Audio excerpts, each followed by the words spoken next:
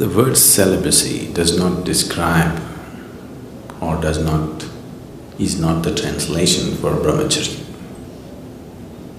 Brahmacharya means, Brahman means the ultimate, charya means the path. You're on the path of the ultimate, that is brahmacharya.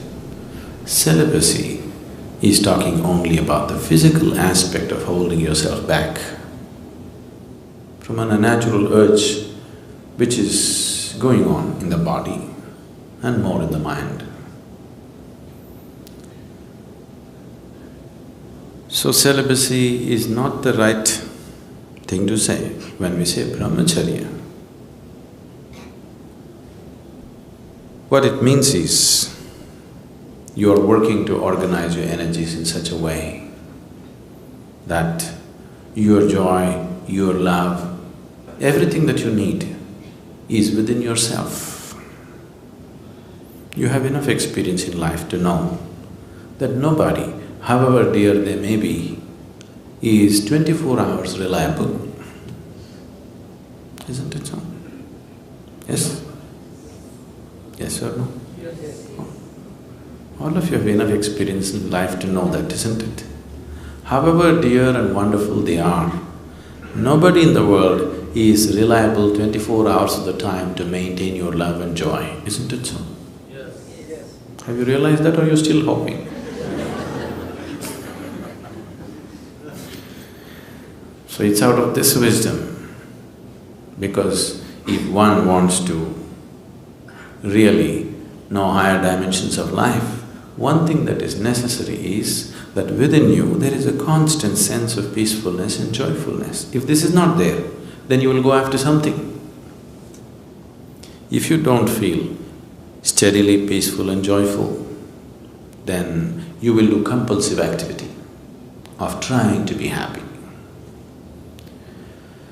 So, a brahmachari is somebody who is trying to organize his energies in such a way that to be peaceful and joyful is all his own. He is not going to lean on anybody for that. Have all the brahmacharis reached there? That's not the point. They're working towards it. They need support, they need atmosphere to make that happen for themselves. It's not a small task that they have taken up. If once a human being's way has become like this, that his peace, his love, his joy is not dependent on anybody, he has the necessary background to spring up to another dimension. If this is not there, he will naturally get entangled in compulsive activity. So brahmacharya on one level fundamentally means to move from being a compulsive human being to a conscious human being. You may decorate your compulsiveness with all kinds of romance around it, but do you see it's a compulsive behavior? Yes? It is not a conscious behavior. You may have the whole world with you, it doesn't matter, but it is a compulsive behavior. You can write poems about it, you can write great stories about it, you can make movies about it, but fundamentally it's a compulsive behavior which you're trying to clothe in so many beautiful clothes just to not face the reality. I'm not trying to take all the romance out of your life, okay?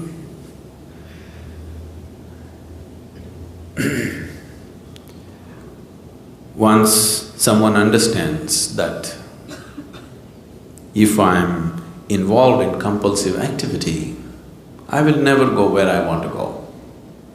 Isn't it so? Yes? If one is compulsive in his life, there is no question of he having a goal to reach or attaining a certain state or whatever. Compulsiveness means a very deep sense of slavery, isn't it? So one who has realized this naturally seeks to become conscious. So it is from this understanding that we said, if you really wanting to make a journey, you should drop your compulsiveness and bring consciousness to every aspect of your life. So that is brahmacharya. Celibacy is an ugly word because without the necessary understanding nor necessary sadhana nor energy, you just trying to hold yourself back, then you will suffer. If your energies were organized in such a way that all the time you're high, really high within yourself, you won't lean on anybody for these things, isn't it? Oh, I'm not like that right now, what to do? As I told you, these things don't come unless you make some effort towards it. One can go through life with the compulsive patterns without much effort. You can allow the life to carry you on. I know right now the new age philosophy is let it flow. I don't know what they're letting flow anyway. See, being a part of life, being involved with the process of life on the surface is one thing, at the core is another thing. Nature is on two different levels. One aspect of nature knows nothing other than self-preservation and procreation. This is the surface of nature. Your own nature if you take the nature of this body, it knows only self-preservation and procreation. It doesn't know anything else. So if you go by your physical nature, naturally this is all that you will do, survival and procreation. Eating, sleeping, reproducing, dying, that's all that will happen if you go by the ways of the body. But at the same time, there is another nature within you which is longing to expand. If you give it the whole existence, it'll gobble up and still be hungry. Yes? Do you have that or not?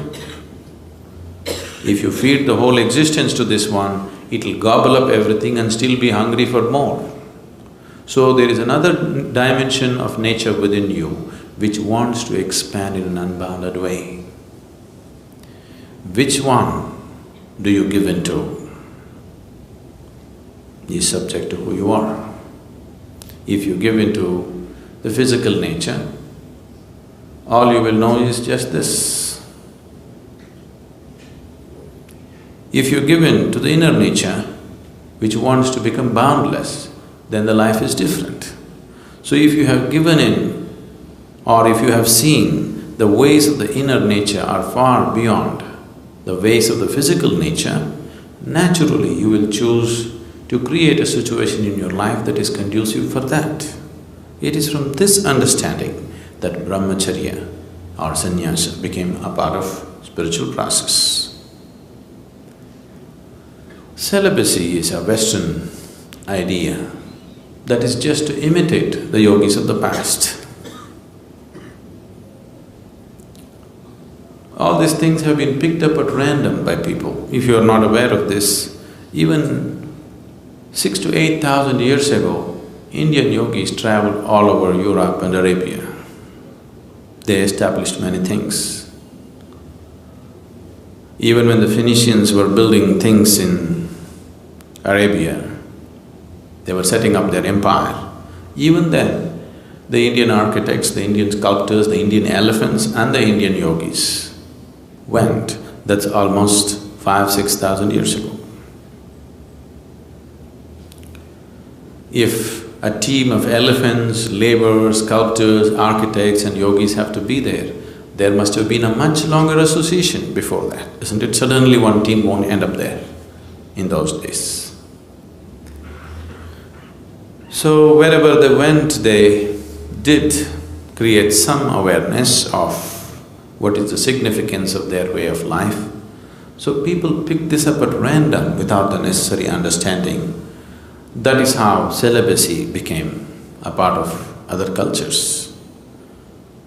What came from a very deep understanding, just the surface of it they took. That'll happen everywhere.